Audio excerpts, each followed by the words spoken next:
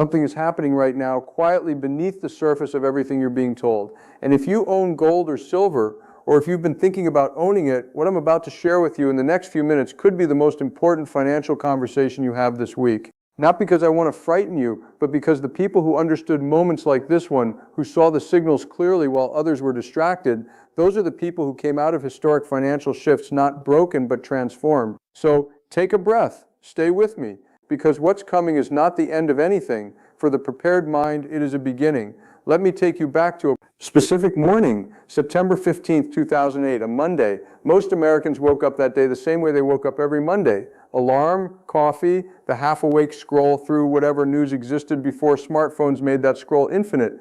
And the news that morning was not background noise. Lehman Brothers, one of the oldest and most powerful investment banks in the world, had filed for bankruptcy overnight, the largest bankruptcy filing in American history. And the financial world, the one that had been reassuring everyone for months that everything was contained, everything was fine, don't worry, the fundamentals are strong, that world cracked open like dry earth in a drought. In the weeks that followed, stock markets around the world collapsed, retirement accounts lost trillions, people who had done everything right, saved diligently, invested in their 401k, trusted the system, watched decades of work evaporate in real time. And in the middle of all of that chaos, a quiet thing happened.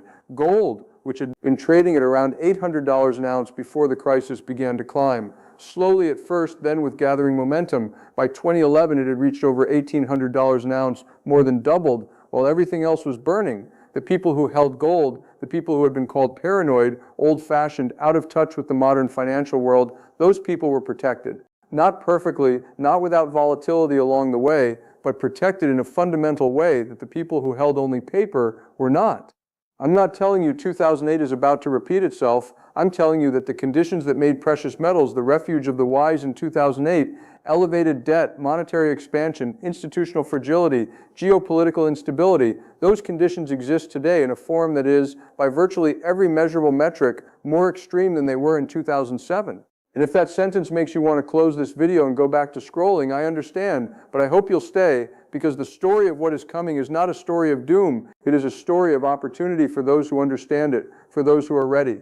Let's talk about what is actually happening right now in the gold and silver markets, because I think clarity, real, grounded, non-hysterical clarity, is the most valuable thing I can give you. Central banks around the world have been buying gold at a pace not seen since the 1960s. Not individual investors, not hedge funds. Central banks, the institutions that manage the monetary reserves of entire nations. In 2022, central banks purchased over 1,000 tons of gold, the highest level in over 50 years. In 2023, that pace continued. These are not the purchases of institutions that are confident in the paper currency system. These are the purchases of institutions that are quietly and without public announcement hedging against the system they themselves manage. Let that sink in for a moment. The people who print the money are buying gold. That is not a conspiracy theory.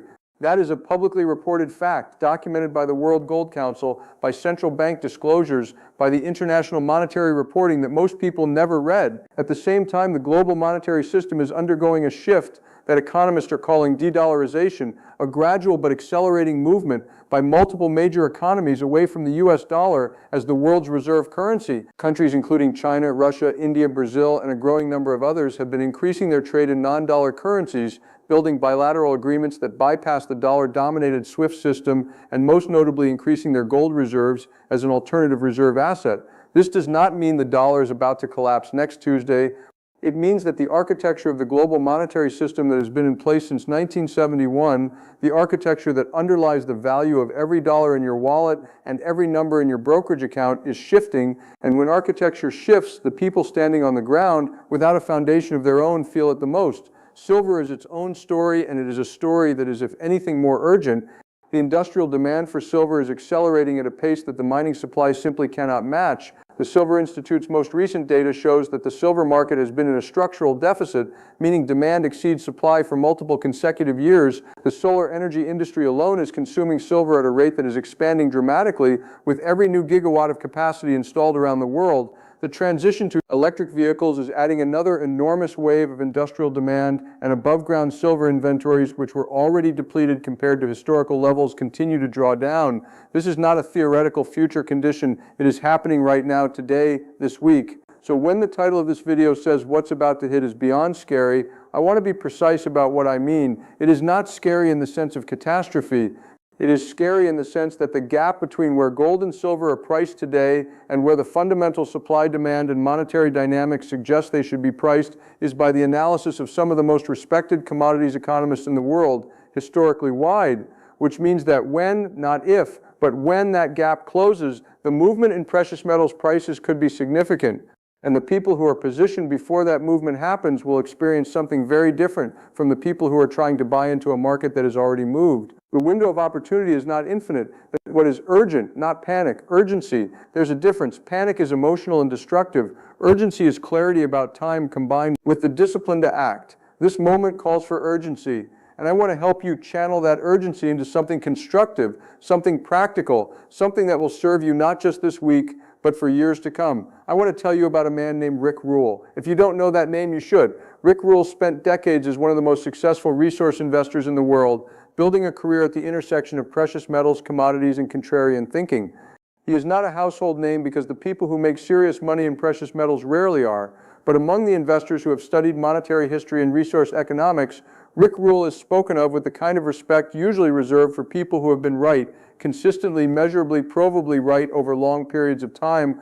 One of the things Rule has said repeatedly in interviews and in public presentations over many years is something that has stayed with me since I first heard it. You are either a contrarian or a victim. Let me say that again because I think it is one of the most important things anyone has ever said about investing. You are either a contrarian or a victim. What he means is this: if you buy what is popular, what is celebrated, what everyone is talking about and excited about, you are almost certainly buying at or near the peak of its value. You are buying from the smart money that got in early. You are paying the price of consensus, and consensus by definition has already been priced in. The upside has already happened. What remains is the downside.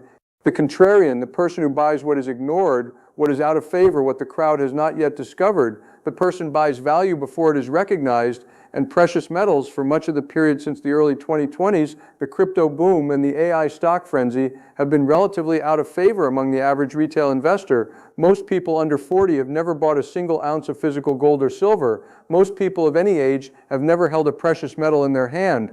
And that fact, the widespread unfamiliarity, the low penetration of gold and silver into most ordinary people's financial lives is precisely what creates the opportunity. The crowd has not arrived. The smart money is positioning. Central banks are accumulating. Industrial demand is accelerating, and the supply cannot keep pace. This is the anatomy of a significant move. You are watching it in real time. The question is only what you will do about it. Let me slow down for a moment because I want to give you something that is more valuable than market analysis.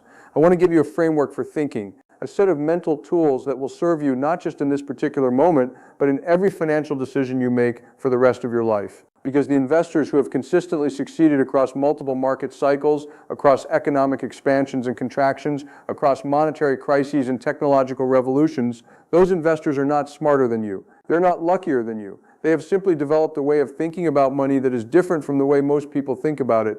And that way of thinking is learnable. Right now in this conversation, the first principle is what I call permanent value versus temporary price. The price of anything, a stock, a house, a precious metal, fluctuates, sometimes dramatically, but the underlying value of something with genuine utility, genuine scarcity, and genuine human demand endures through all of those fluctuations. The investor who confuses temporary price with permanent value makes decisions based on what something is worth at this moment, in this emotional environment, with this news cycle. The investor who understands the distinction between price and value makes decisions based on what something is worth across time and is therefore capable of buying when prices are low and sentiment is negative, precisely because they can see through the price to the value beneath. Gold and silver have permanent value. They have industrial utility that is growing. They have monetary heritage that is 6,000 years deep. They have scarcity that cannot be manufactured away. Their current price, whatever it is as you watch this, is a temporary measurement of sentiment in a particular moment. The value is independent of that measurement.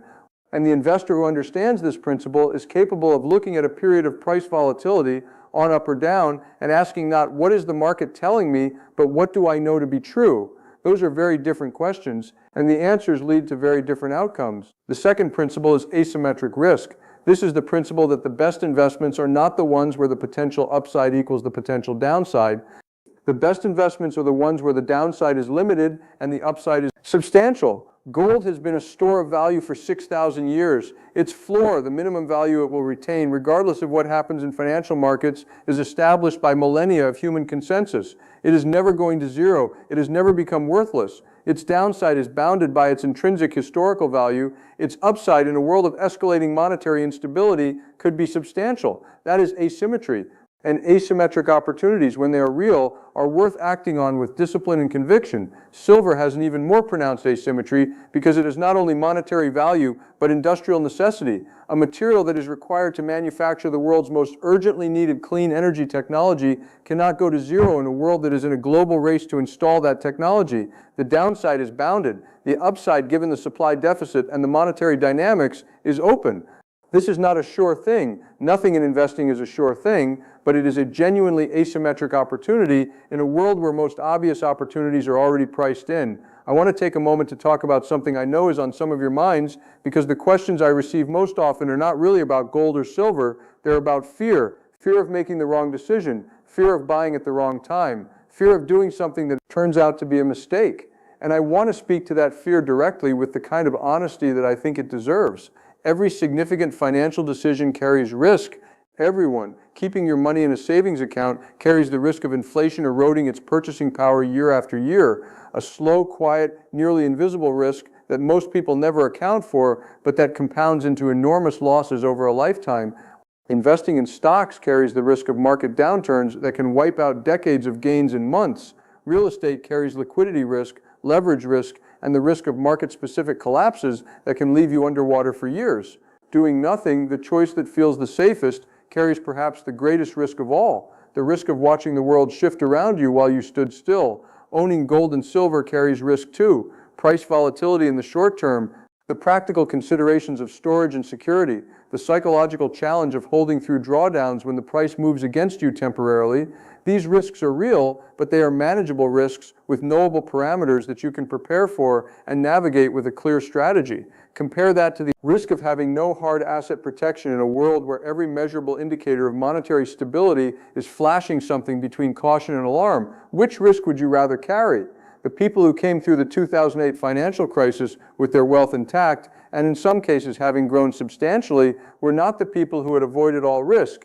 They were the people who had chosen their risks wisely, who had diversified into assets that moved differently from stocks and real estate, who had listened to the signals that others dismissed as fringe thinking. They were right, not because they were lucky, but because they had done the work of honest risk assessment and acted on what they found. You can do that work. You're doing it right now by being here. And the conclusions it leads to, if you follow the evidence honestly, are not comfortable and familiar. They are challenging and clarifying. They ask something of you, and what they ask is worth giving. There is a woman I want you to know about. Her name is Lynette Zhang, and she has spent decades as an economist and monetary researcher studying the history of currency systems and their failures. She is not a fringe voice. She is a serious scholar who has spent her career reading the same documents that central bankers read, studying the same monetary cycles that professional economists study, and arriving at conclusions that many of those economists privately share but are professionally constrained from stating publicly. One of the things she discusses consistently, backed by historical data from currency crises going back centuries, is a concept she calls the reset. The idea that monetary systems, like all complex systems, have cycles. They build, they expand, they overextend, and then they reset.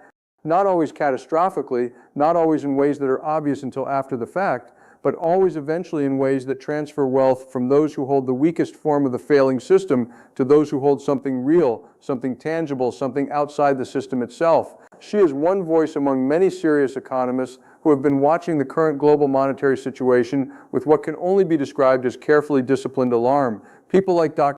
Nouriel Roubini, who predicted the 2008 crisis with extraordinary accuracy, like Ray Dalio, who has publicly advocated for gold as a component of any serious long-term investment strategy, like Jim Rickards, a former advisor to the CIA and the Department of Defense, whose work on monetary warfare and gold's role in the global financial system has been taken seriously at the highest levels of government. These are not fringe voices. These are serious, credentialed, deeply experienced thinkers who have looked at the same monetary data you can look at, the debt levels, the money supply expansion, the central bank gold buying, the de-dollarization trends, and who have reached similar conclusions that the period we are living through is one of genuine historical monetary transition, and that the wise response to such a transition is to own something real. You do not have to agree with every detail of their analysis to take the fundamental lessons seriously. You do not have to believe the dollar is about to collapse or that civilization is about to end. You only have to be honest about the fact that the monetary system we live within has never in the entirety of human history been stress tested at its current levels, and that honest people doing honest work, looking at honest data, are expressing genuine concern. That concern deserves your attention, not your panic, your attention, and then your action. Let me tell you what action looks like this week, not in the abstract specifically, because one of the most important psychological principles in investing is that clarity about the next step removes the paralysis of overwhelm. You don't need a 10-year plan to begin, you need a next step, and here is your next step, broken into the simplest possible sequence.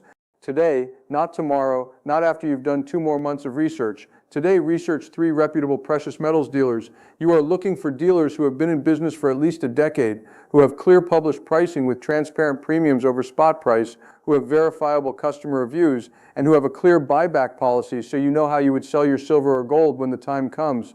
3 names that consistently appear on reputable lists are APMEX, JM Bullion, and SD Bullion. But do your own diligence, because the best dealer for you depends on your location, your purchase size, and your storage preferences. The point is, today you do the research, you get familiar with the landscape. You stop treating this as something you will eventually get around to and start treating it as something you are actively doing. This week, before the week is over, make your first purchase. Or if you already hold some gold or silver, assess your current position honestly and decide whether it is proportional to the risks you are carrying. A common benchmark discussed among experienced investors is that somewhere between 5 and 15% of a well-diversified portfolio in precious metals is a meaningful protective position. If your current allocation is significantly below that, this week is the week to begin closing that gap. Not all at once. Patiently, deliberately, with a plan, but this week you begin. This month, build the habit. Set up a recurring purchase, even if it is small, 25 farcs, 5 dronger, whatever is genuinely affordable without creating financial stress. The amount matters less than the consistency, because consistent monthly purchasing of physical silver or gold, regardless of what the price is doing in any given month, is a strategy called dollar cost averaging. And dollar cost averaging applied to an asset with genuine long-term value is one of the most consistently effective wealth building strategies ever documented. You buy more ounces when prices are low, you buy fewer when prices are high. Over time, your average cost is lower than the average price, and over time your position grows, not in a way that requires you to time the market, not in a way that requires you to be right about any particular week or month, but in a way that simply requires you to be consistent.